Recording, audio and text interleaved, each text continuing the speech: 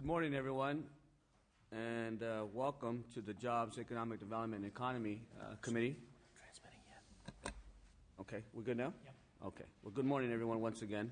And it seems like we have quorum, so why don't we call the roll? Manuel Perez, Here. Logue, Bell, Bill Berryhill, Here. Block, Here. Huber, Salas. Here. We have a quorum. And I'm sure other members will be showing up. I know that Mr. Logue will be here in a few more minutes, and Assemblywoman Ms. Huber will not be at this hearing today. Her son is out for an operation, but her son was expected to be fine, and she'll be here later on in the day, if not tomorrow. But I just want to welcome everyone, and hopefully everyone had a great Christmas break. Great little vacation. It, I think, was well-deserved for many of us, not only the legislators here before you, but as well all of you who have worked hard on advocacy issues on behalf of our communities throughout the state of California. And so welcome back, everyone. And as we all come back, we know that we are facing tough times. But nonetheless, though, I come from the opinion that although times are tough, people are tougher.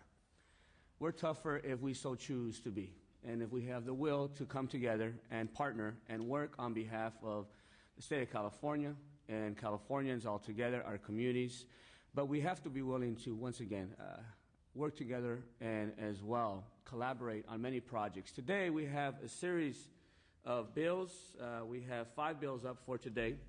A presentation as well from the U.S. Department of the USDA Rural Development. Ms. Dr. Glenda Humiston, I think, is here as well. Is she here? She'll be here a little bit later. Okay, she'll be here a little later, but she'll be presenting. And as well, we'll be talking about a letter of support for the U.S. House Committee on Small Businesses. And so with that, I just want to go ahead and ask if there's any members that'd like to say a few words. Mr. Berryhill, Ms. Salas, Mr. Block. Well, Mr. Chairman, it's indeed a pleasure to be back to work with you on this committee. I look forward to the work that we do on this committee. Really, the recovery for California kind of starts right here. We can set policies, we can set legislation in place that will help this economy get back on its feet. And so very much look forward to working with all my fellow committee members and the business community as well.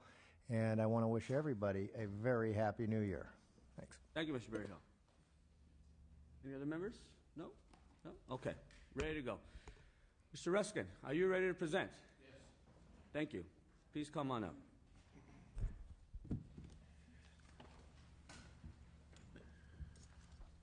Whenever you're ready, Mr. Ruskin.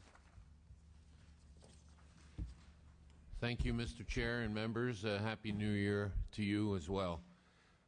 The AB 177 addresses problems associated with those people and businesses who seek to improperly obtain or retain small business and disabled veteran business enterprise certification, bidding preferences, or participation in state contracts. Basically, it's a bill to deal with fraudulent activity.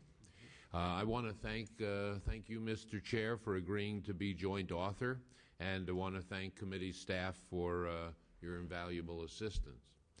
This bill increases and conforms penalties for people who falsely engage in activities relating to the Small Business Procurement and Contract Act, or the Small Business Act, including small businesses, micro businesses, and disabled veteran-owned business enterprises, called DVBE.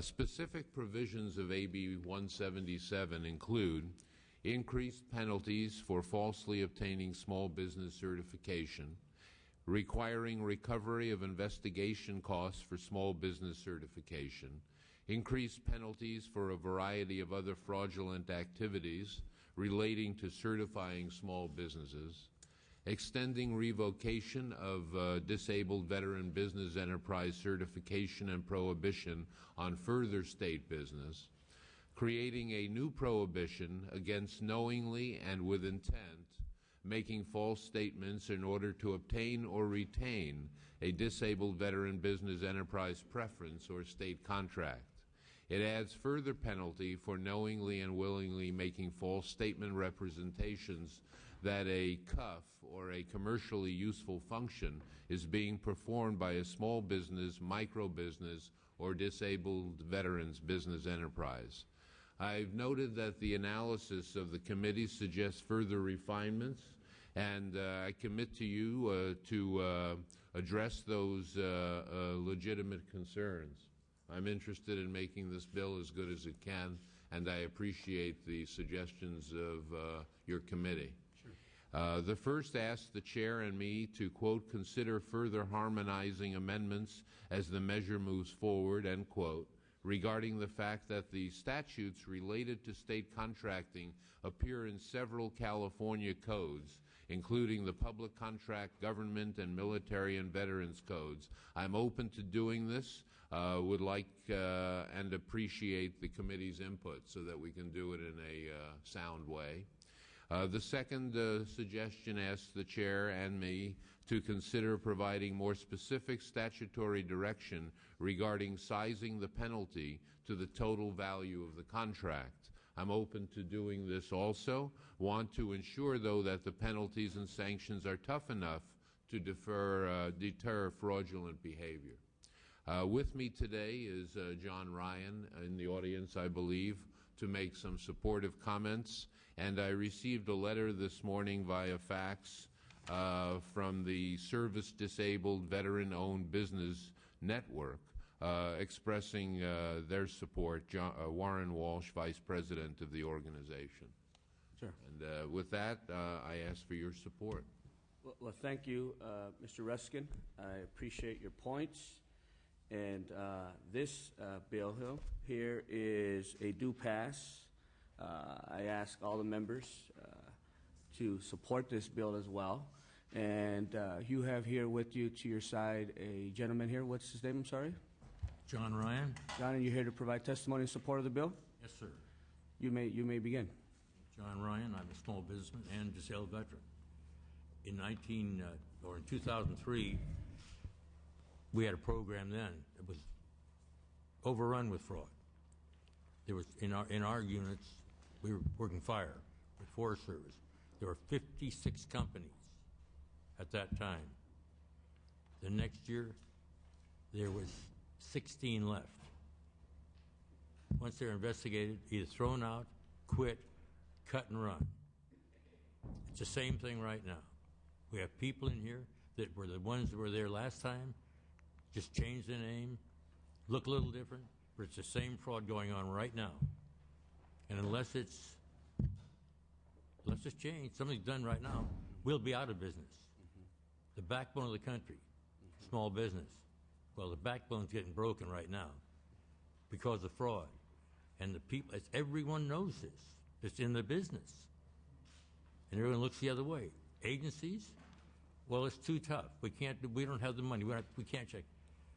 Last time we brought the investigations in, we put it in the paper. Once it was in the paper, everyone had money. Everyone decided they could investigate. I don't know if they'll take this again. I don't know. But without policing, we have nothing. This bill will do wonders because people will be afraid. They'll lose everything. That's not my problem what they lose. I'm losing. Other people are losing. Small businesses, disabled veterans are losing because of fraud. And this fraud can't go on. It's got to stop sometime. And if we don't stop it now, this program will be gone like the women and minority programs are gone. They were gone because of fraud. One reason, that's the only reason they were kicked out, because people knew there was fraud. And if we can't get this bill in there with oversight, we'll all be out of business. And there goes the backbone. But with this bill and the way it's written and the way it will be amended, hopefully even make it stronger, this will work this time. Because all these people did was stay out a year or two, came right back in, because people look the other way. And you can't look the other way now, because right now, the people coming back from serving are people that were volunteers. And if you can't take the people that volunteer, they won't be there next time. Sure. Thank you very much. Well, thank you, sir, and thank you for your testimony and your advocacy on behalf of veterans. I can say for myself that I truly appreciate, and I'm sure the members here as well, appreciate your advocacy as well. It's easy for me. Are there any other members here to support? Any in opposition? Mr. Bell, good morning. How are you? Is there any member wishing to say a few words or questions? Ms. Salas? No, Mr. Chair, as a co-author of the bill, I'd be happy to move the bill. Does anyone else want to be a co-author on the bill? Once again, I talked to you earlier when you hit. Okay, Mr. Block, Mr. Bell, Ms. Salas, you're already on as co-author, correct? Mr. Berryhill? Sure. I'm going to ask, it seems like we're going to have unanimous consent. If we have unanimous consent, it seems like we're going to be unanimously supporting this bill. I'm going to ask if that's the case, if we can report this out as consent calendar. Is that okay with folks? Is that okay? Well, let's call the roll. Oh, before we call the roll, Mr. Ruskin, I'm a little rusty right now. It's been a while. Mr. Ruskin, you'd like to close? I think none of us is completely back yet. You like to I close? didn't even realize Mr. Walsh was sitting here when I was saying that he was in the audience until I turned around. I just asked for your support, and as Mr. Walsh said, Mr. Ryan said, I am a bit rusty too. Many veterans are coming back now. Sure. More and more, there'll be a constant stream of veterans coming back to our country. They deserve a fair shake, and we owe it to them to provide that. And with that, I thank you and for your support. Well, thank you, Mr. Ruskin. I appreciate your advocacy as well. Can we call the roll, please, Mercedes? V. Manuel Perez. Aye. Logue. Bell. Aye. Aye. Bill Berryhill. Aye. Block. Aye. Huber. Salas. Aye. 5-0. Bill is out, Mr. Thank you, Ruskin. sir. Thank See you. you later. And thank you, sir. Thank you.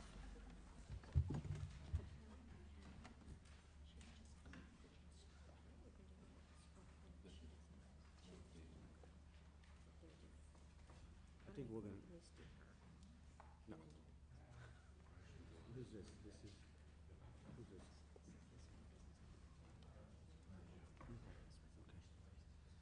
Before I ask you to chair, Mr.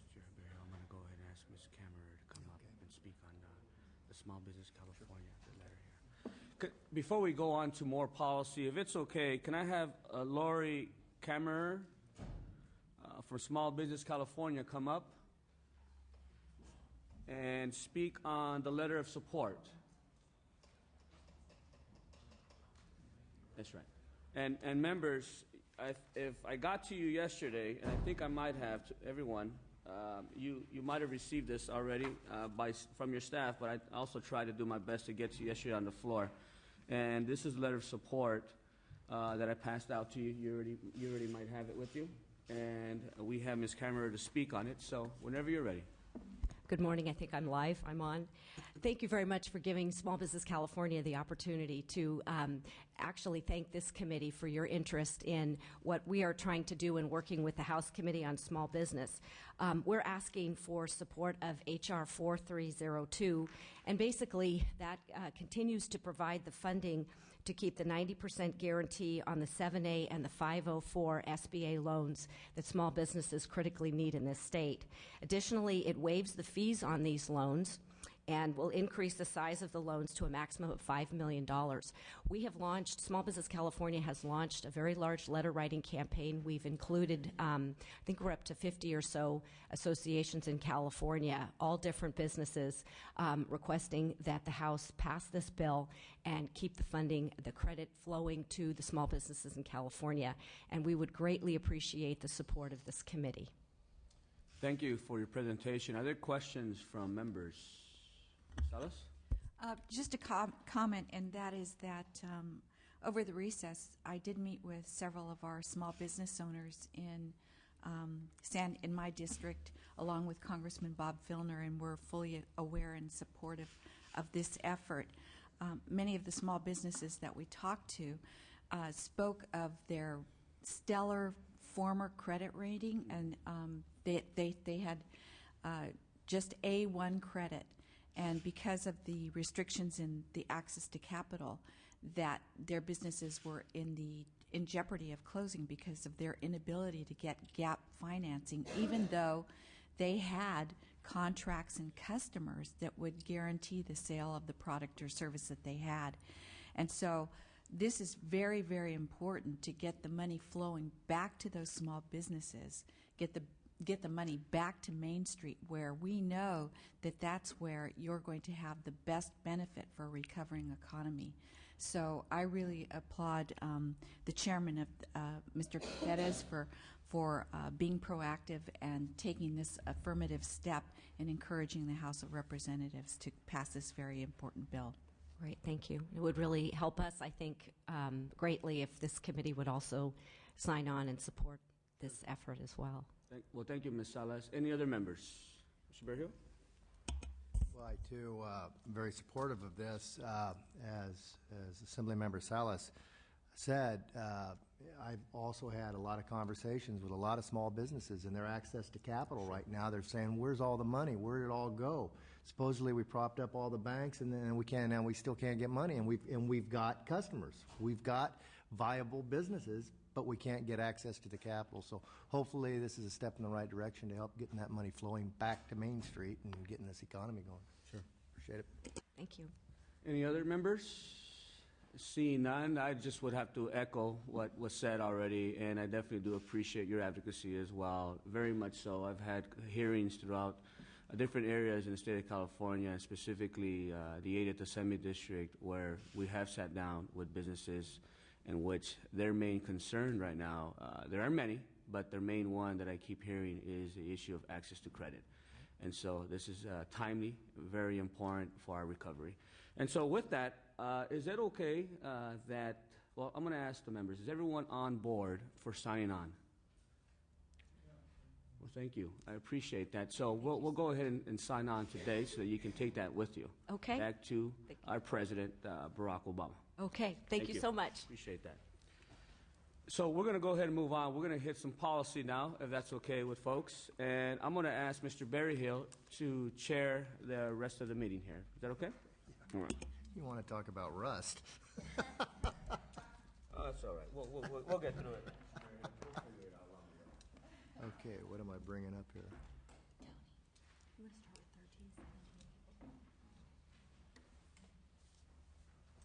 Okay. All right. Good morning, Mr. Perez. Good morning, Mr. Berryhill. You are going to be presenting AB 1378, I presume? Yes, I will. Okay. Yes, I will. Go ahead and make an opening statement. Well, thank you, Mr. Berryhill, and thank you, members, as well. Thank you for allowing me to present AB 1378, which is related to our veterans.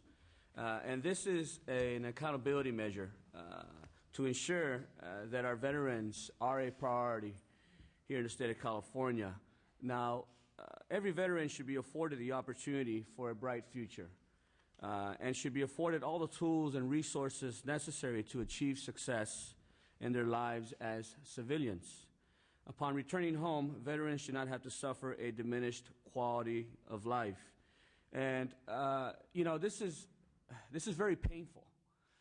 I've had conversations with veterans, just like many of you, obviously throughout the break and throughout the course of the year. And, there are many concerns that veterans speak about, whether it's issues of access to health care, whether it's issues of mental health, whether it's issues with housing, whether it's issues of jobs, workforce development, or education. But I keep hearing, out of all the issues, the issue that I keep hearing from our veterans that keeps popping up is the issue of jobs and the issue of workforce. And if I may, I'd like to just kind of read from a sheet of paper that I have here, an article that came out in the USA Today reported that the economic downturn is hitting Iraq and Afghanistan veterans harder than any other workers. 1 in 9 are now out of work, according to the U.S. Department of Labor records. And according to the Labor Department economist Jim Walker, the 11.2% jobless rate for veterans who served in Iraq and Afghanistan and who are 18 and older rose 4 percentage points in the past year. And so, with that being said, AB 1378 would help ensure that veterans obtain competitive workforce skills and the opportunity to obtain good-paying jobs that are sustainable.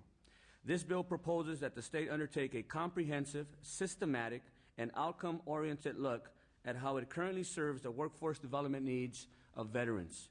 This assessment would provide key information on how California could have a more integrated and successful approach to providing veteran services with existing resources, including outreach, skill assessments, trainings, and job placement. Members, we know that California receives $18 million annually from the federal government. We also know that approximately 182 dedicated staff are employed at EDD and one-stop career centers to work with California veterans. However, veterans do not feel they are being adequately served. Concerns have been raised by the Veterans Advocacy Committee that this dedicated funding is not used to its maximum potential, and this is why I have introduced AB 1378. With me today, Mr. Burt McChesney, representing California Association of Veteran Service Agencies. And just so that you all know, this bill has been double referred and will be going to Veterans Committee with our member, Ms. Mary Salas, if it should pass today. And I ask for your aye vote. Very good. Thank you, Mr. Chairman and Mr. Perez. Again, Burt McChesney. I'm the Executive Director of California Association of Veteran Service Agencies, which is a coalition of nonprofit, community-based agencies that provide housing, employment, mental health, and substance abuse services to veterans. And we have agencies from San Diego to Eureka, so serving thousands of veterans in California. And wanted to share with you how incredibly important this bill is, given that we're at war.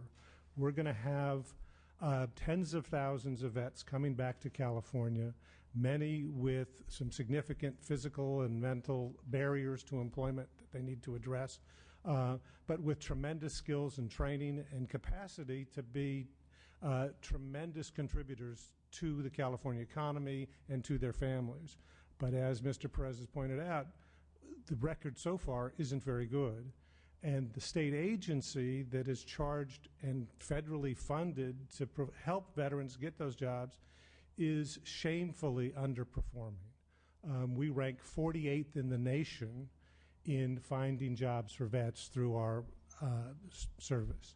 The state of Texas, and my sister is a Texas native, and I'm a California native, so it's kind of embarrassing for me to admit this, but my sister, but Texas went from a comparable low-performing state to the #1 big state performer in only 2 years with some change in management. Now, I'm not suggesting that we need to do the way California did, but the kind of wholesale review and examination that this bill calls for is desperately needed. It's shameful that we're 48th in the nation in finding jobs for vets. I mean, and given that California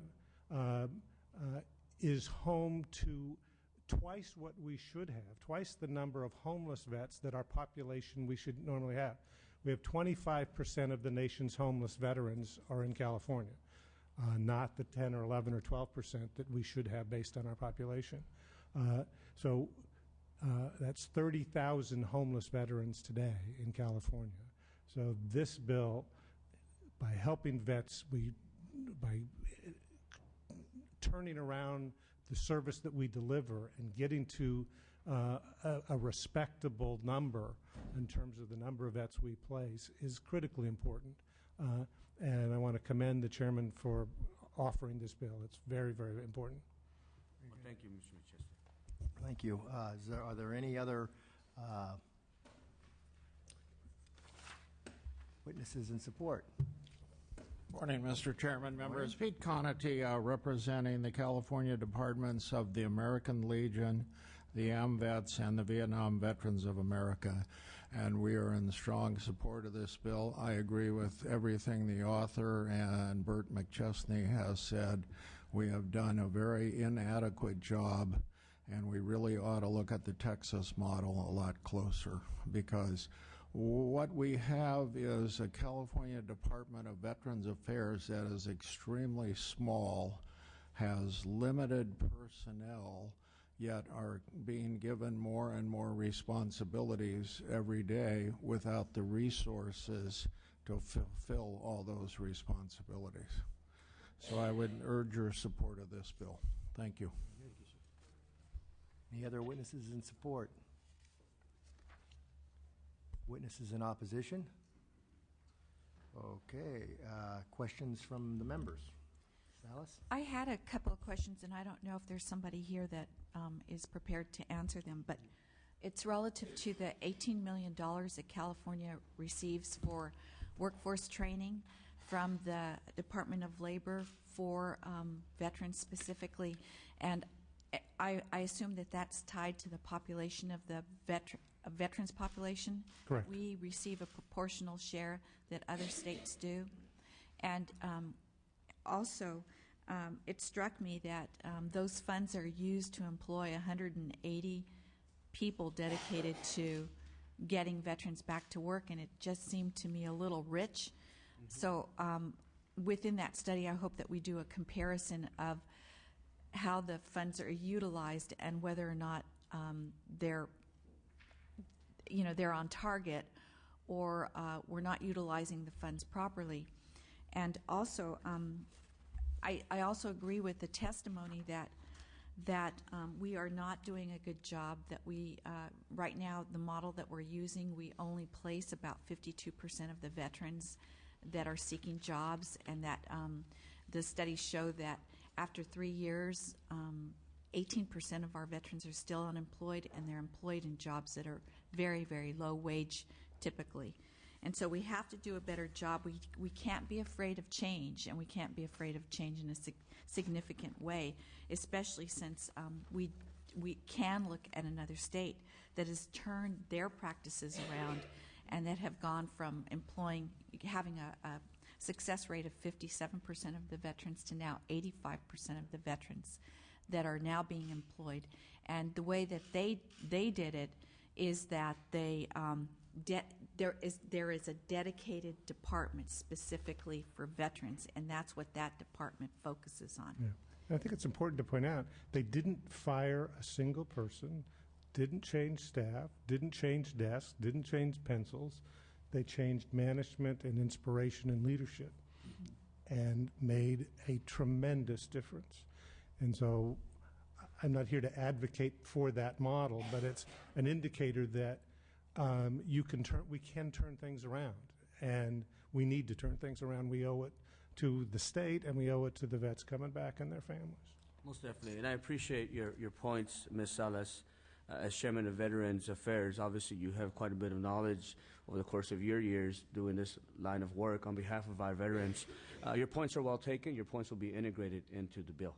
I appreciate your points once again. And why not take a look at the model at Texas? And obviously, once again, we can improve, we can refine, especially in these times. We need to do just that. So thank you, Ms. Salas. Thank you very much. Any other questions from members? Well, I would just like to say that it is a little bit shocking to see 48th in the nation. That's clearly a whole bunch of room for improvement. We need to do a better job making life better for those who make our lives better in this country and in this state. And so hopefully, I think Texas does. I think there's a lot we can learn from some of the things they're doing in Texas. And so I would hope that, do I have a motion for this bill? Yes, I'll move the bill, and also if you would allow me to be a co-author on the Most bill. definitely, I'd like to ask members if any member here would like to be a co-author. By all means. Do I have a second? Second. Moved and seconded. Closing statement. Thank you for hearing the bill. This is a bill that's long overdue, I think, and obviously we need to do everything we can for our men and women that are serving our country. Okay, can we take the roll call? Chairman Perez, Aye. Vice Chair Logue, Bell. Aye. Berryhill, Aye. Block. Aye. Huber, Salas. Aye. Bill's out. Okay, bill is out. Thank you. Congratulations. Thank you, sir. 5-0. 5-0. Okay, AB 1491, Mr. Chairman, Sure. fire away, when ready. All right. I do have, I believe, Carmen Campolo and Rhonda Pichel here. Mr. Chairman and members, AB 1491 is a code maintenance bill that updates the statutory requirements of the California Registry of Corporate Board Candidates.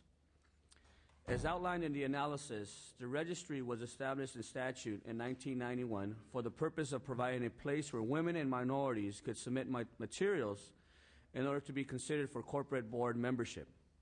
In 1998, the Secretary of State sponsored legislation to authorize the transfer of the registry to a California public university. In early 1999, responsibility for the registry transferred to Cal State University Fullerton. From documentation obtained from Cal State University Fullerton, it appears that the campus maintained the registry from 1999 through 2002. After that, however, there seems to be some questions as to whether responsibility for the registry was formally transferred back to the Secretary of State. This bill brings existing law up to date by acknowledging that the transfer took place. With the support of the committee, we will continue to investigate this issue and update the code accordingly. There is no cost to the state on account that fees cover the administration cost of the registry. I have a number of witnesses with me today who can speak on the technical issues of the status of the registry and also the broader policy issues on the importance of corporate board diversity. I ask for your aye vote today on this measure as well. And here to my right, we have Carmen Campollo. Carmen Campollo. Thank you.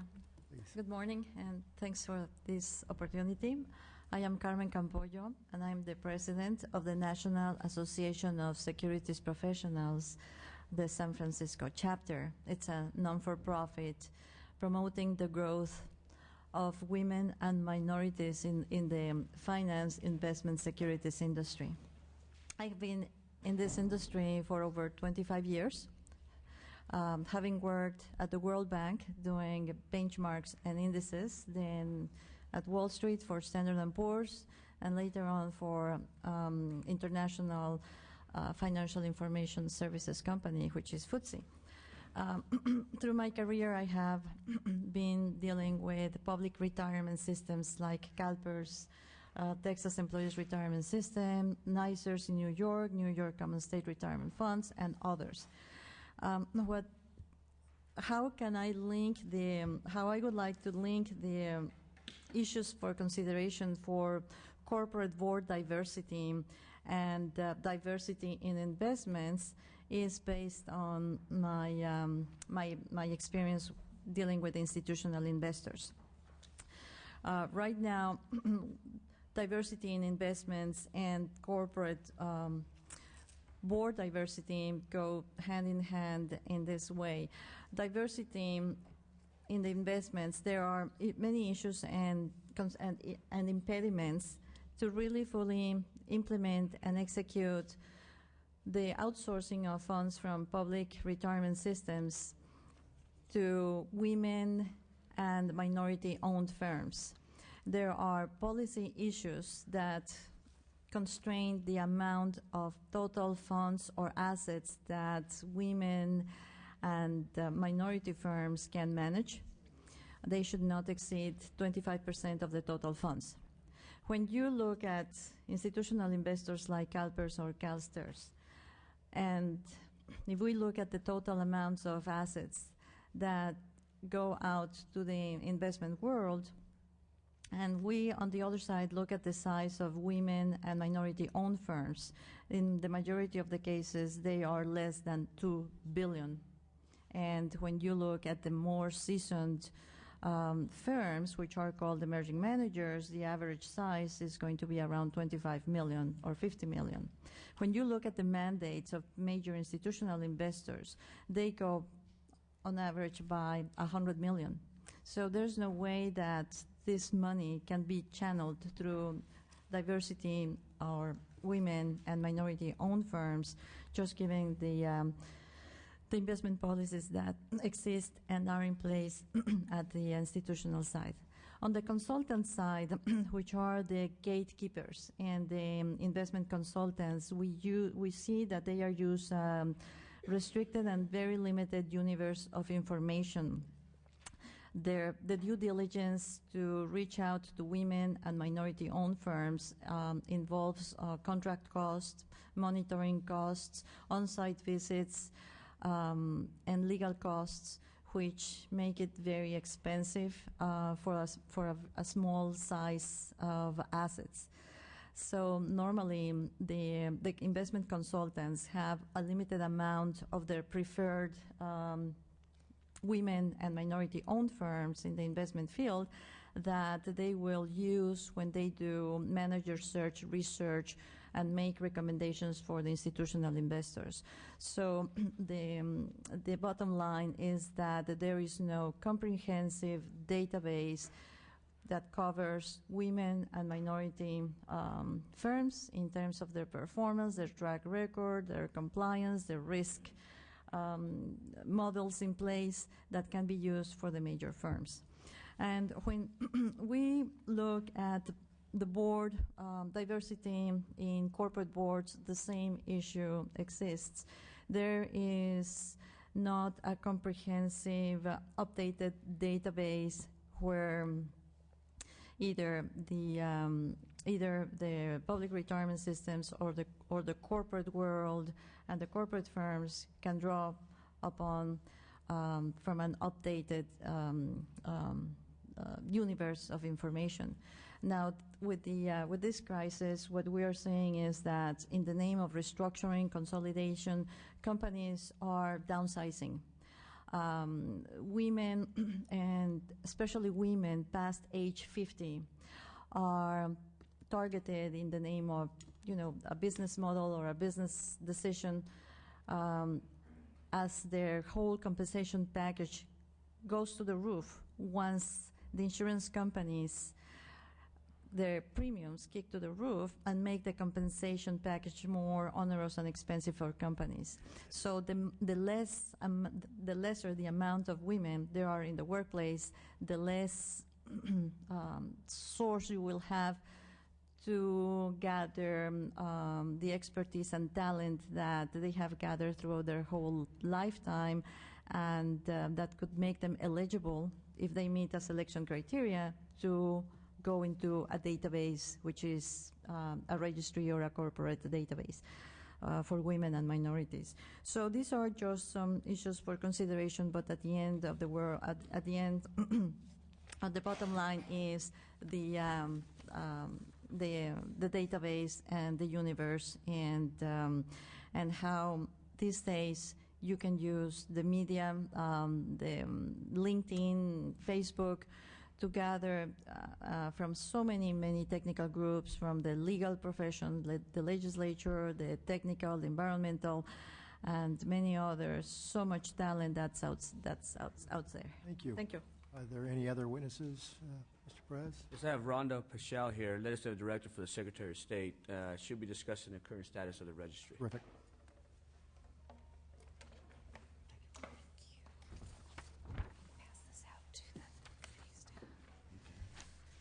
Thank you, Mr. Chair and members. Rhonda Paschal on behalf of Secretary of State Deborah Bowen.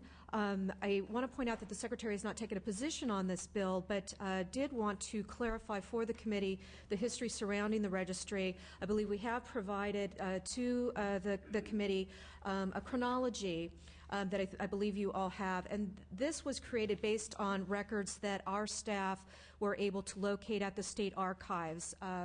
Unfortunately, this occurred under previous administrations, and the staff that were with the Secretary of State's office at that time are no longer with the Secretary of State's office, so we've only been able to compile this based on the records that exist currently at State Archives.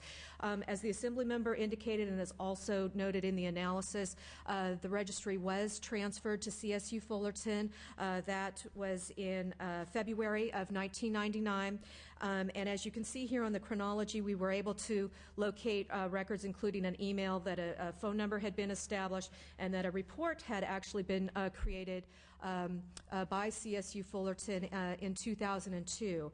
We've not been able to locate any further records in archives after 2002 to indicate any further reports or anything of that nature, nor have we been able to locate any records indicating that Fullerton desired to terminate maintaining the registry on their campus and return it to the Secretary of State's office.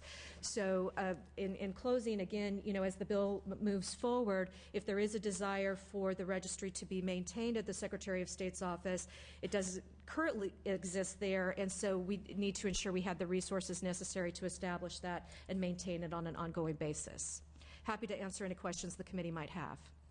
Deal. I had a question regarding how you pay for this. Can you explain it says here there are fees. Can you explain that to me, how that would work? And are there fees collected? If so, how much has been collected? If nothing, has there been any history of collecting fees? And my understanding is that there were fees collected, and I can only go by, again, the records that we were able to locate, and that there were applications submitted prior to those applications being transferred to CSU Fullerton. We had transferred, the Secretary of State's office had transferred approximately 50 applications at that time at the beginning of 1999. And if you'll see here, it was a check in the amount of approximately $2,000, a little bit over $2,000, which were the fees that were. That was it. That's it. Now, I don't know what fees were. Money from anybody? I don't. Went to Fullerton since then? I believe that Fullerton probably also were collecting fees at that time, but I have no records that indicate the amount of fees that they were collecting at that time. I'd like to know how much money they collected and what they did with the money, and if they spent it on maintaining this, and what's the history of that? That's like 10 years ago, right? Right. So 10 years. Have they been collecting fees for 10 years? Or if not, have they not collected fees? That's, it's a mystery, and we need to find out what the answers are. Yeah, so, to my understanding, they have not collected fees since 2002. Okay. But I also understand that Cal State University Fullerton, once they took on this responsibility, I think they allocated $50,000 annually to build up the registry. But the goal of this bill is, if we pass it today, we will continue to investigate and work with the Secretary of State and also figure out where Cal State University Fullerton is. Where did they get the $50,000? Just they yanked it out of their budget. They have a lot of money they can spend. Well, keep in mind this was before perhaps the recession, obviously. So they probably don't have the $50,000 anymore the last couple of years, right? But that's the purpose behind all this, though, is to clean us up and to really figure out how we can move this forward and obviously increase diversity on these corporate boards. But none of this is funded through the general fund. Yeah, that was my question. I think I fully support this. I think we got to get to the bottom of this and make it work. Sure. The goal is to make it successful. Mm-hmm. Sure. Assemblymember Salas? Yeah, I had some questions about the fees too, because when I was doing a reading, I couldn't quite understand who the fees were collected from. Who are the people that are paying the fees? Or is it companies? Is it the applicants that? It's actually both. The registry is designed to be self-supporting. So, and obviously these are very high-level people, so that would be qualified to be on a corporate board. The fee that was set at that time by the Secretary of State's office was $200 per person that wanted to be in the registry.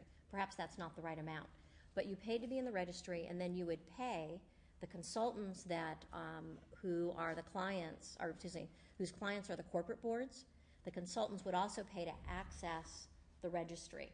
So you're getting fees on both the people that are putting their names in the registry and for the businesses that would be looking at the registry in order to create the good corporate board slate.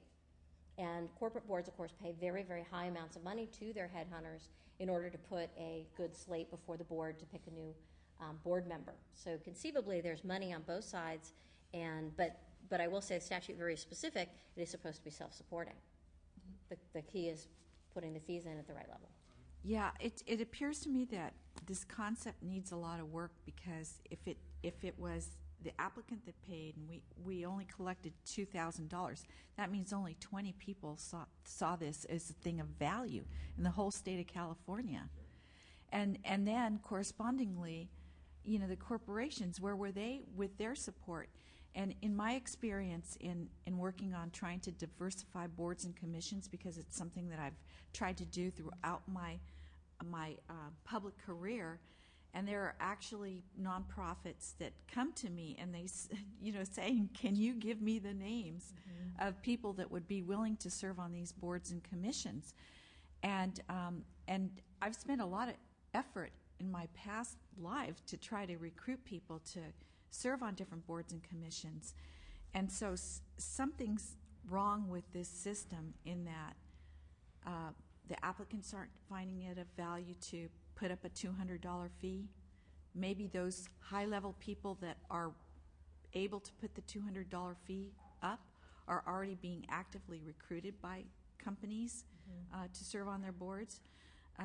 Another thing that struck me here is that Fullerton actually applied for grants to foundations to fund this, and they were not successful in doing this. So I'm willing to support this today, but just the fact that it hasn't gotten any legs kind of leads me to believe that there has to be a better way of doing this. And quite honestly, Member Salas, that's the purpose behind this bill, is to investigate all that and clean us up, right? And so I agree with you. There has to be quite a bit more work done on this issue. And my hope is that through this bill, we could figure all that out. Now, because of that knowledge that you bring, I'm also going to ask if that's okay with you, that you're engaged in this discussion as we continue to investigate through the period, as we talk to the Secretary of State and to Cal State University Fullerton. And your ideas as to how we can integrate diversity into these corporate boards, I think, are ideas that are promising and very important. And so, quite frankly, I think at the end of the day, the reason why we probably only had 20 people sign up is because people don't know that it exists. And maybe perhaps as well, the system itself that was set up was not set up in a way in which was conducive for folks to sign up. And so that's, once again, the main reason why we're doing this. But thank you, Ms. Salas. Thank you, and I'd be glad to help you on it. Thank you. Any other members wish to speak? I would just say that I'll support this with some reservations. I agree with Assemblymember Salas's comments. One thing I would say, since 2002, technology continues to evolve, and this may make more sense to more individuals out there as time goes on. It looks to me like Fullerton didn't do a real bang-up job of running this program. I'm not sure that the private sector wouldn't be doing this if it made some sense. That's my only thing in the back of my mind is, why doesn't the private sector do this? Why don't they? That's a good question. And why not raise it? Is it really a role that we have to do in government? I don't know. I'll support it out of committee myself, but any other questions? Anybody in opposition? Okay. Do I have a motion on the bill? And moved and seconded. We have a roll call. V. Manuel Perez. Aye. Logue. Aye. Bell. Aye. Bill Berryhill. Aye. Aye. Block. Aye. Huber. Salas. Aye. 6-0. Thank you. 6-0, the bill is out. Assemblymember Logue will now take over. Okay. Thank you. Okay, Assembly Bill AB 1420, Assembly Member Perez. Good morning, Mr. Logue. Morning. Mr. Chairman and members, this is an innovation capacity building bill, which all ties into economic recovery and ensuring that California is at the cutting edge of innovation in comparison to other states as well as other countries. AB 1420 requests that California Council on Science and Technology and the California Space Authority to seek funding to expand their assessment of the state's innovation infrastructure, including university research facilities, private research parks, manufacturers, and incubators. In 2007, the California Space Authority, in partnership with the California Labor and Workforce Development Agency, was awarded a $15 million three-year grant from the U.S. Department of Labor for the development of the California Innovation Corridor. One of several initiatives of the corridor was the Innovation Asset Mapping Inventory Project. The purpose of the project was to inventory key innovation assets in such a way as to assist regional leaders in gaining a greater understanding of the technology tools available to foster innovation and entrepreneurship within the region, as well as guide workforce development. To this end, the project inventoried innovation-based assets owned and or managed by the private sector, academia, and government, such as federal laboratories and industry technology research parks. Today, an online platform of 250 individual asset profiles can be found on the Innovation Asset Mapping portal. Having a searchable online database of innovation resources has helped researchers, manufacturers, economic and workforce development professionals, and others access important information for networking within the expanding global knowledge network. And this fact is very important because the very nature of how collaboration is happening is changing. Most recently, we all looked at geographically based industry clusters, sometimes talking about a 35-mile radius surrounding a world-class university, such as UC San Diego, as an optimal location for a high-tech industry cluster.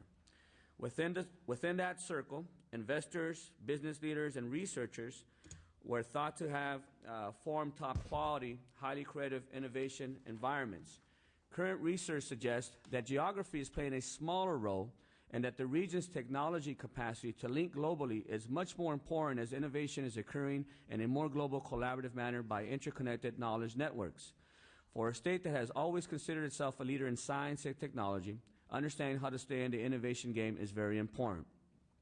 Also of great importance is that regions that may have once been considered too far out now have new economic development opportunities. However, before we can harness this new technology and innovation trend, we need to expand our understanding about what our existing technology infrastructure includes. AB 1420 requests two of the state's leaders in science and technology to expand their existing inventory from 13 counties to also include other areas of the state. I have with me representatives from both the California Space Authority and the California Council of Science and Technology. And here with me is Eric Daniels, Executive Director of California Space Authority. Well, I wish I were the Executive Director of Assembly. Oh, I'm sorry. I'm the Director of State and Local Government Relations, Eric Daniels with the California Space Authority, and I want to thank the Assemblyman and his staff, the Chairman and his staff, for this piece of work. I would love to have said that I wrote that great speech, but I didn't because I didn't need to. The Chairman knows the subject very well and didn't need any help, and I'm really appreciative of that. A couple just minor corrections. The inventory now is up to over 1,500 profiles, not 250. And we continue to work within the 13-county area that we were originally charged to do by the U.S. Department of Labor.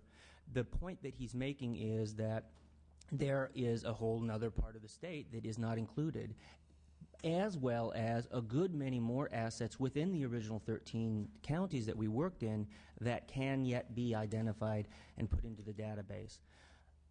The world is flat, and there's no need for you to have to partner next door anymore. You can partner anywhere across the country, and in some industries, not so much in the aerospace industry, but in some industries you can partner across continents and international borders. The purpose of this legislation is to try to help California capture the market elsewhere as well as from within California. It isn't really an issue with respect to the industry trying to identify and find their partners. They can find them all over the place. The question is whether the state wants to help ensure that the partners people are looking for can be found in this state. And that's what this work is about. Thank you very much. Thank you. Any other witnesses? I think Diana Root is here, California Council for Science and Technology. Thank you. Thank you, Diana. Welcome. Good morning. I'm Diana Ruday from the California Council on Science and Technology. The council is working with the author on this bill and supports the intent. And I was asked to talk a little bit about what we've done in the past in the area of innovation. The council, I'll be as brief as I can, tell me if I'm too long. The council was established in 1988 by a resolution, ACR 162 by Sam Farr, and it's a collaboration of research universities in the state to advise state government and state policy development in science and tech. And in this regard, we have worked with the Spaceport Authority on the WIRED project, and we had a couple partnering projects on that effort. One was what was called a Workforce Investment Board Toolkit, which was an online resource to workforce investment boards to help them identify their roles and also inventory and identify high-tech industries and workforce needs in 4 areas: nanotechnology, advanced transportation, biotechnology, and advanced manufacturing. And the toolkit is available online, and it's a regional resource for WIBs to help identify 21st century skills. The second project we worked on related to WIRED was a report. It was released in November of 2008, an overview of state research and development, the status of R&D in California. And it inventoried what we're doing, where we're doing it, what subject areas, and how we compare with other states. And California is among 4 or 5 top states in R&D. So that's basically it. Well, thank you. All right. Thank you very much. Thank you very much. Any questions from our members, the board members? Nothing? Okay.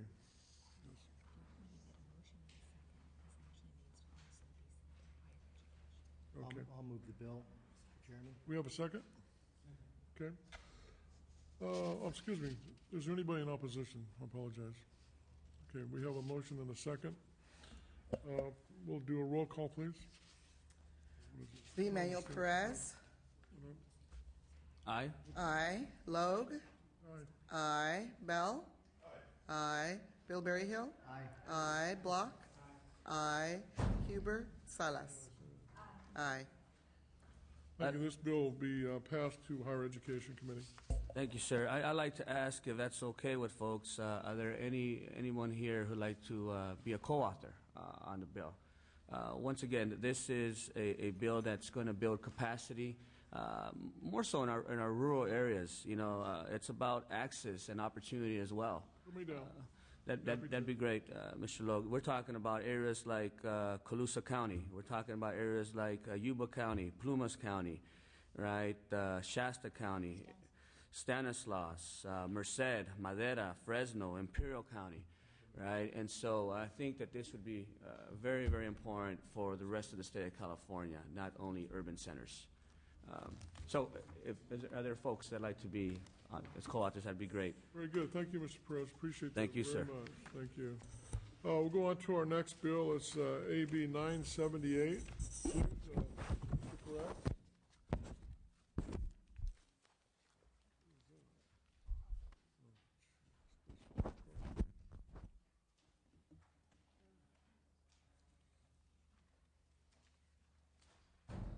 Thank you, members, as well, for allowing me to present on this bill, AB 978, this morning. This bill, in my humble opinion, is a very important bill as we move forward in economic recovery in the state of California, and as we move forward to support our small businesses. This is an efficiency bill, in which will serve to streamline a portion of the permitting process by requiring the State Chief Information Officer to create a centralized online one-stop permitting process. Now, many of us have had conversations with the business community over the course of our tenure here. And as we mentioned before, one of the issues of the business community was access to credit, and we know that, and we have talked about that a little bit earlier. But another issue that continues to come up from the business community is the issue of permitting processes and the fact that they take quite long. And so that's what this bill will try to address. Currently, businesses in California have to navigate through many different agencies to register, obtain permits and licenses, and report appropriate information in order to operate a business. The process is lengthy and is not conducive to a positive business climate. This allows for a business owner to complete an online application once and disperse it out to several of the licensing and permitting agencies.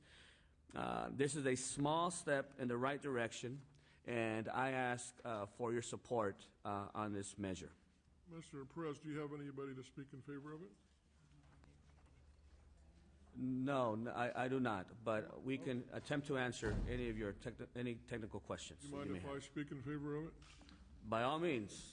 I think this is a great idea and an excellent bill, and it's going to be a benefit to the business community, in which it needs all the help that it can get, especially in these economic times. So I just want to commend you, and if you're looking for co-authors, I'd be honored to be put on with you. By all means, I'm asking all the members here if you could add on and be a co-author, it'd be an honor. I was going to ask if there's anybody in opposition to this. If not, questions from our members? Any questions? Let me just say I totally agree with my colleague, Mr. Logue. This is a terrific bill. This is something that anything we can do to help small business navigate this maze of bureaucracies and permitting is a huge benefit and something that we need. So I support it, and I'd love to be a co-author. Any other members? Mr. Beal? I know when this bill, is this going to be a fiscal mark bill? So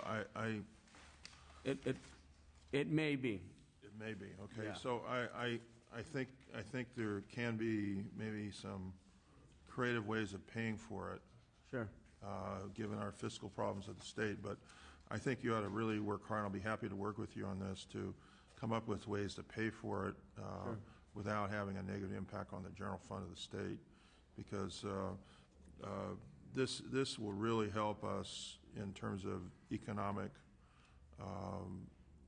impact, in terms of getting more people to get their businesses going more quickly, which helps the economy, helps hire people, helps get jobs.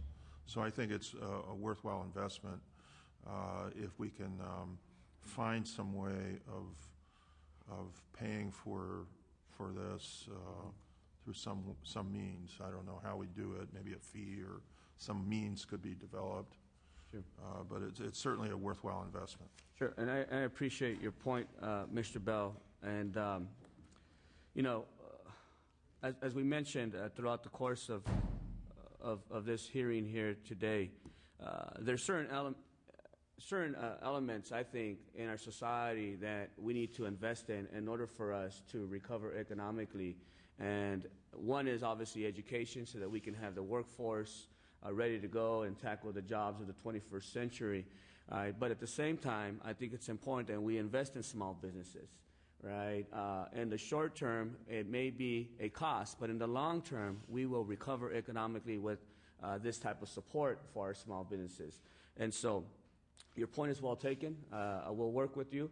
Our office, our staff will work with you, this committee, to figure out how we can come up with a creative means. At the end of the day, the goal here is to make the state of California a business-friendly state and provide that access, those ways, those tools that they need so that they can be successful. Yeah, one of the things I've observed in my 3 years here is coming from maybe a different environment, a local government level, is that there's too much of this, when you, every time anybody wants to do anything, change, some kind of change, that even if you're trying to make things simpler, and change things to make things simpler, like this bill is a good example. One-stop permitting. Make things simpler for people, make things easier for people. But what you're doing is you're changing things, and what will happen is they'll show that costs money, and that will be the reason that it doesn't succeed, because they'll say, well, it costs money to change. But if we get in that mindset where every time we want to change stuff and it costs a little money to change, that we're just going to turn it down, we're never going to change anything, and the Titanic's going to sink. So I think we ought to have a good look at the way we think about things around here, and maybe think things a little differently, and start thinking about what our priorities to change things are. And one of them is make things simpler. That's what the voters are saying. We want things simpler, and we got to change things. So this, to me, is an important concept that we ought to follow up on in a lot of different areas in state government. Also, I think you make a good point, Mr. Bill. Yeah, and also, just to build on that, I think that this process will actually save money. And I think that's the bottom line, is let's say you have an investment into a business or land cost and you're paying interest every day because the bureaucracy and the red tape has caused you to drag out your process another 6 months, you're going to save a lot of money. So if there's a fee involved in this to save money for business, I definitely would take a hard look at that. So I appreciate the comments. Anyhow, any other comments? Then what I'd like to do is, do we have a motion on the bill? Do I have a second? Okay. Roll call, please.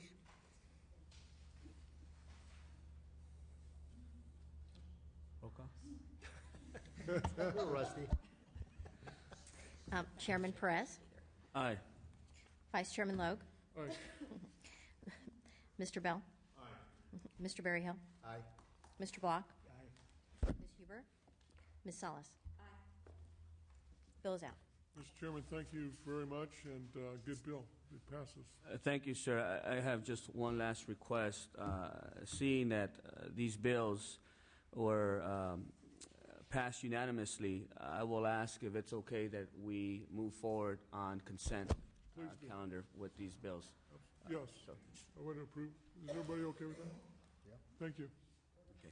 Okay, we got one last thing to discuss. That's okay. Okay. I need to vote on these two. Then I got to go to Education Committee, I think. You're on a roll, man. We're running here, we're running. Thanks a lot. Thank you. Ask it right now. Can I make a request to open the rolls on AB 177 and AB 1378, please? By all means.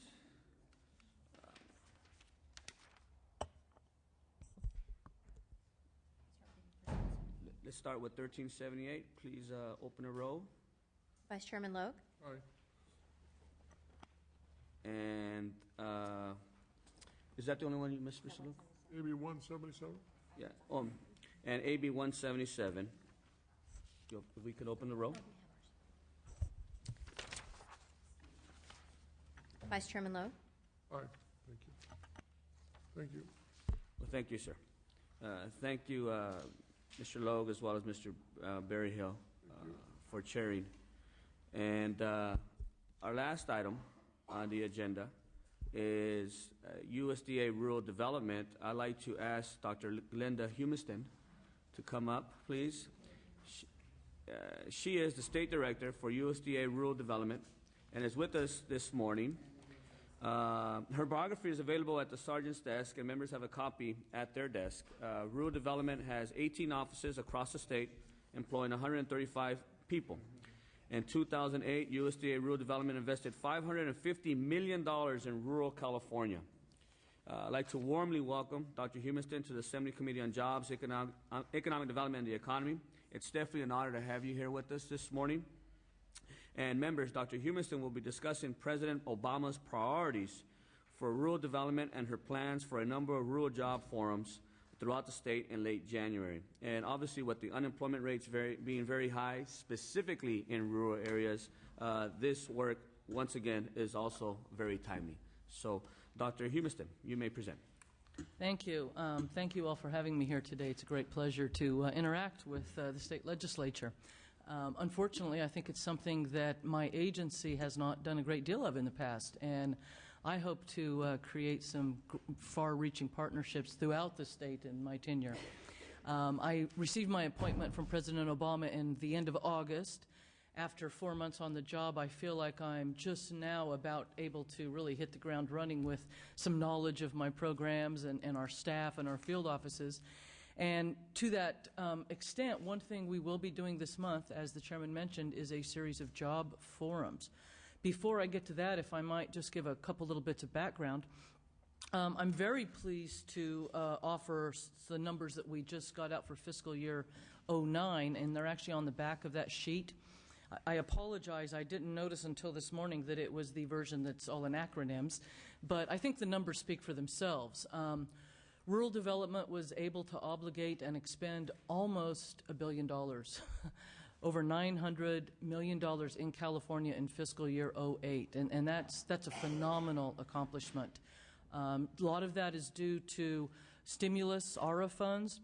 A great deal of it is just to the fact that we've got some extraordinary staff throughout the state in those 18 field offices as well as our state office. We've also got a great number of partners that work throughout the state, local economic development corporations, nonprofits, resource conservation and development councils, local business councils of all sorts that work with us in putting these projects together and helping them move. And perhaps one example of why California does such a great job in really getting these investments made at the local level is self-help housing. I've had the privilege of touring some of these self-help housing projects around the state and was quite shocked to find out that there's only a few states that actually do the program. In fact, we're the only ones that do it the way we do it in California, as more of a production sort of item, getting a lot of families into self-help homes. It's truly an amazing, amazing program, as are most of these programs as I've gotten to know them. When I took my position and got my initial orientation, it was highlighted to me that we had several key priorities to focus on as part of the Obama administration's priorities. And those include helping with more regional planning, counties working together, et cetera, regional food systems, strategic partners, community building, et cetera. And I won't belabor the point of what all the projects are going to, alternative energy, broadband, et cetera, but what I would like to focus on today is an invitation and a description of these jobs forums. Many of you saw President Obama's Jobs Forum in early December, and it was truly an outstanding event. A lot of good came out of it. But one thing that was quickly recognized is that it did tend to be a little urban-centric. Mm-hmm. And because of that, folks in the White House and the U.S. Department of Agriculture met and discussed the fact that we needed to really pay some attention to rural California. Because of that, USDA was asked to take on a leadership role in creating these job forums, particularly aimed at the rural areas. And in my capacity as Director for Rural Development, I was asked to organize these. I will say I'm doing them a little bit differently than a lot of other states. Most states are just having 1 or 2 town halls, one part of the state, and whoever can make it makes it, and that's kind of it. I have to say, I just didn't feel that would work in California. We're too big a state, we're too diverse, and frankly, with our abilities of technology and people and partners that I think we can bring together, we're going to try something a little different, and I hope a little exciting. On January 28th in the morning, virtually every county in the state is going to be holding a localized job forum. We've already had pledges from local economic development corporations, community colleges, cooperative extension, resource conservation development councils, and others to help host and make these local forums happen. Bring people together, ask them what they need, what California needs to really focus on jobs and economic development. That afternoon, then I am convening a group of senior officials from around the state to sit and receive those reports. We're going to have each county video in a 2-minute report, video conference. Meanwhile, we'll have note takers in each facility that sends in the typed up notes. And we'll have a team of staff from all of the USDA agencies. We're doing this in partnership. collating those notes, getting them together. And at the end of the day, what I'm hoping for is a document that we can all get around, all of us, all Californians. Because the reality is the programs as they're written in Washington, D.C. just don't always work well for us out here. Things that work in Iowa don't always work in the mountains of California. And that's a key issue we've got to look at. So, Mr. Chairman, one thing I would like to do is extend an invitation for you to join us at that table on the afternoon of January 28th to receive those reports and be part of that discussion. And I would hope you and your colleagues here and the State Senate and our congressional delegation and our U.S. senators could all get around with our interest groups and our folks in the field and really get behind what this state needs to move forward. I'm pretty excited about what might come out of these forums. Nobody's tried this before, so I will need your assistance. Sure. But we're pretty excited about it, we at USDA, and looking forward to really working with a lot of partners we haven't actually worked with as closely before as we should have. Well, thank you, Dr. Humiston. And once again, this is very, very critical at this time. And I'd like to ask the members here as well for their participation, especially if you're coming from a rural area or representing, or will be representing perhaps in the future, a rural area. But most definitely, many times it's rural areas that get forgotten, right, that get lost in the mix, right? But this is an opportunity for them to be at the table and to address their issues as a region. And I appreciate your point about bringing up the fact that there has been an emphasis in urban areas, right? We have to take a look at outside urban areas as well.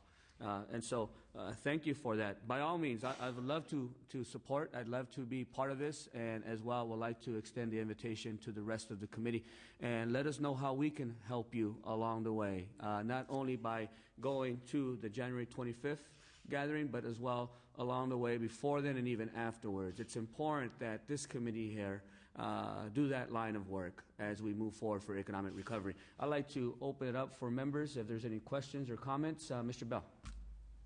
Yeah, I think this is great. We're having a job fair in my district that I'm hosting on Friday this week, and then we're also having a job forum where we're going to have speakers, questions, answers, kind of town hall format set up on the 23rd of January. So we're going to be very involved in this in my district over this next month. I had a particular area that I'm interested in, I'd like to raise with the Department of Agriculture or Rural Development, and I think it's pertinent to the information that you have given us. And it's the area that I've been working with since I've been a legislator as chairman of the Committee on Human Services, and that's the issue of food stamps. And I know that the Department of Agriculture is working hard to find ways of allowing people better access for food stamps. And we are working to try to find ways of getting our local farming community in terms of enterprises, economic development, to get food easier to food banks, to food people that need food, that are hungry in our state. And that's a particular area of economic development that I think is a worthwhile effort. In California, we have right now, we have unfortunately the dubious record of having the worst food stamp participation rate in the United States. We're at 48% right now. In other words, there's over 4 million people eligible for food stamps in California. Only 2 million people actually participate in the program. So there's a lot of people that need to be involved and participate.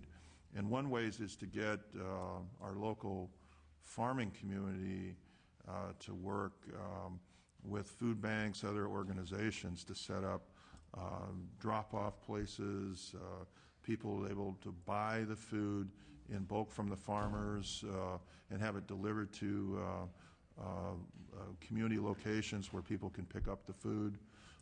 Those kinds of programs. And I've talked to farm bureaus and other organizations about this. This is a particular area that I'm very interested in. I've been working as a legislature on developing a statewide food policy for the state of California, because there's a lot of hungry people in California now with our economic problems we have. Absolutely. Yeah, and I would look forward to working with you on that. One initiative we are pursuing here in California that I'm particularly interested in is the idea of some mobile farmers markets where we could pick up these food from consolidation areas and move them into inner city neighborhoods. And it's not even just inner city. As you may know, the National Council of State Legislators took on a major initiative during the last Farm Bill debate to combat food deserts, which are not only inner city neighborhoods, but rural areas where there's literally not a grocery store for 40 or 50 miles around. And if you lack transportation, you're really in dire straits. So yeah, that, and actually I would be happy to facilitate some further discussions concerning the food stamp. It's not within my mission purview, but I do know the folks that work there. Yeah, I think that's one of the major, I think, economic tragedies of California is that we have 2 million people that are eligible for food stamps that aren't getting them. And we need to really have an aggressive strategy to try to find answers to why that's occurring and what we can do to get it up to where other states are, which is in the 70, 80, 90% of the people eligible are signed up for the food stamp programs. I might add that although the focus here is on rural jobs, the forums we're planning are very much aimed at also bridging the urban-rural divide. For example, the day before our big January 28th forum, the city of Los Angeles, the leadership is hosting a meeting that day discussing bridging the urban-rural divide, which will be feeding into our forums. Mayor Gavin Newsom of San Francisco in this summer signed an executive order for his hospitals, jails, schools, etc., to buy local food to the extent practicable. And other mayors around the state, and actually other states for that matter, are now picking up on that. And it is opening a lot of doors to do exactly what you're talking about. Help get markets for farmers at the same time improving access to good food. I have been in discussions with A.G. Kawamura here at the Department of Food and Ag about possible uses of county fairgrounds for some of these purposes. We're right now working to see if we can make some of those fairgrounds eligible for funding from my agency. Currently, most of them are not because they're subdivisions of the state, but we think we know a way to make that work somehow. And you know, just another example of future efforts too, your one-stop permitting. I'm working right now with my national office, because we have the same issues with our projects, to try to enable that where CEQA has been done and the requirements, the criteria are stricter than NEPA, that we automatically sign off on what CEQA has done and don't do two separate reports, which would aid us a great deal in some of the projects we're trying to work on. But we might want to do the reverse at the state level too, where Fish and Wildlife has signed off on something, maybe Fish and Game doesn't need to redo it, for example. That's a really good point, and I think you have some folks here that would. And I know I'm definitely speaking agree heresy, with you so forgive me. on that, and we'll be working on some of those fronts as well. Any other members would like to speak or comment, questions? Mr. Nielsen? No? I'm Okay. surprised you're not mentioning the livestock options, Jim. Well, thank you, Dr. Humiston. I know that you're working hard out there, and I had an opportunity to take a look at your one-pager here. Most definitely, you've done some great work already, USDA, out in my neck of the woods, through DACE. As a matter of fact, I actually worked out of DACE for a period of years. I know Jeff Hayes fairly well, and I had my clinic actually operating out of the DACE building.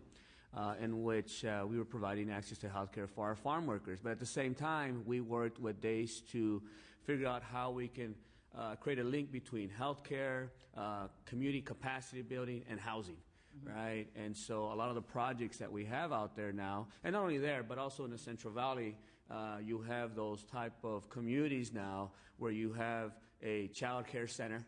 You have, for example, a housing. Yeah, you have the clinic setting as well, you know, and obviously it all works together because you're, at the end of the day, it's a one-stop shop, if you will, community where people have all these services right next to them, right? They can just walk over. And so I've seen those examples. I've researched those examples. They work, right? In the Central Valley, La Villa de Guadalupe, for example, if I remember correctly, which is near Cutler-Rossi area, right? Same thing happening in the Coachella area, and we just need to make sure that we build that out as much as possible throughout other areas in the state of California. Yeah, I think you'll be pleased to see the direction we're going with the programs here, interacting with some California initiatives. One of the things I've been working with my program directors on is initiatives to start greening many of our facilities, housing, for example, with solar panels, multifamily housing units with community gardens. As we extend broadband into a lot of community facilities, making sure we're enabling distance learning, telemedicine, perhaps business, entrepreneurial incubators, et cetera, so that we really do start creating more community rather than just individual programs. Well, I appreciate that. Human capital, community capital is just as equally as important as economic recovery and jobs, as well as government reform and systems change. So I see that as a synergistic type of movement that we need to continue to build on. Thank you, Dr. Humiston, for everything. Yes, Mr. If Nielsen. I may, I'd be a disservice if I didn't use this as an occasion to tout something, the Ag Leadership Program. Glenna Humiston and I are both former fellows in the Ag Leadership Program.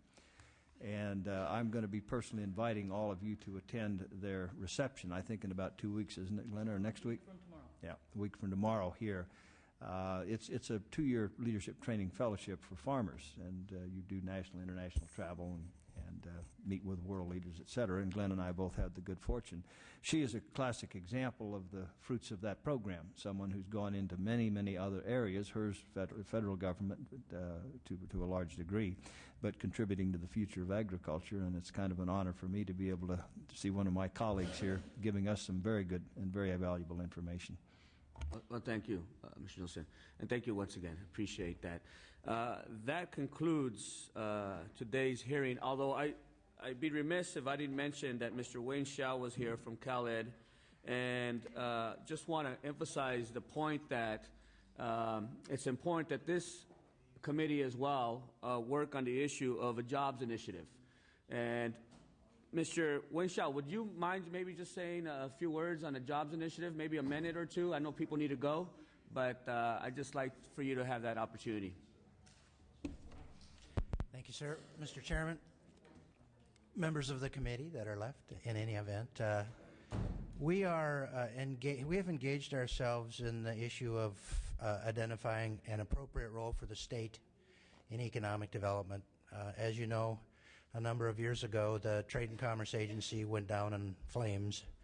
Some of us thought maybe we ought to reinvent it, and then we decided maybe that wasn't the best way and at the time. And now we think, though, that it is an appropriate time to be working on that particular issue. We would have preferred if the state had some sort of economic strategy, but we're sort of throwing in the towel on that.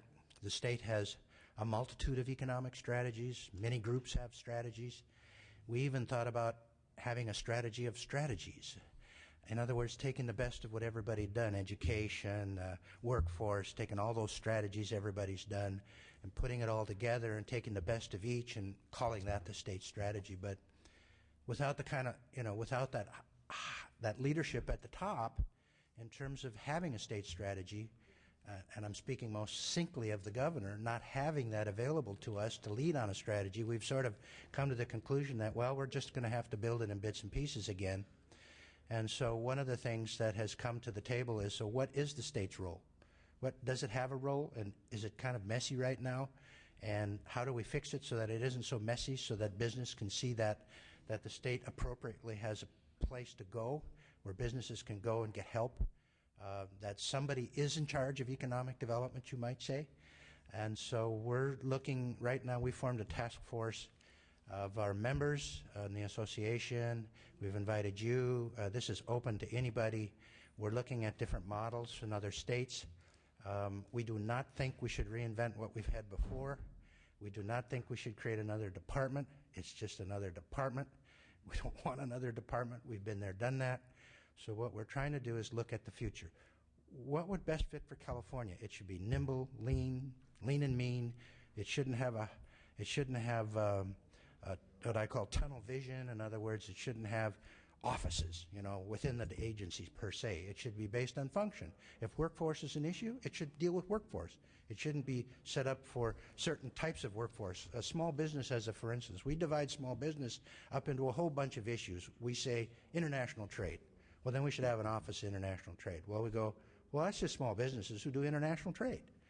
Tourism. Well, that's just small businesses who do tourism. Why do we have to have these functional silos all the time? So when looking back at what happened to Trade and Commerce and my experience in helping build that organization way back in the 70s and how we built it off a napkin in a bar, quite frankly, that was the strategy for how the state's role in economic development happened. So I try to be quick, but I never am, as you know. So the agenda for us right now is to engage our members and the legislature and others in, let's talk about a very specific way to give the state a very firm role in economic development with somebody responsible for that, and hopefully at no cost to government, using the resources we already have, pulling those together. One of our best models, by the way, is the Tourism Commission. The California Tourism Commission is an excellent model of how we might want to go forward in terms of figuring out a way to cover the cost for doing that kind of thing, et cetera. So anyhow, long story short, thank you, sir. Well, thank you, Mr. Shell, for being here. And I'd like to also extend that invitation to the rest of the committee members and lean on us as you move forward with the Jobs Initiative. This committee here, that's exactly our role, to try to figure out how we can work together and recover economically as an entity. I think that we have a lot of experts here. We have a lot of knowledge here. We have policymakers that do care. And so we're going to touch base with you as well in the near future to see how we can work together in collaboration. I'd like to see this entity here, I'd like to see this committee, this body, be at the front of this project as well, with you, side by side, you as a partner. Well, so would we. Thank you, sir. Thank you, sir. Take care. And with that, any other thoughts from anyone? How about from other folks here? Okay, with that, I guess we can adjourn.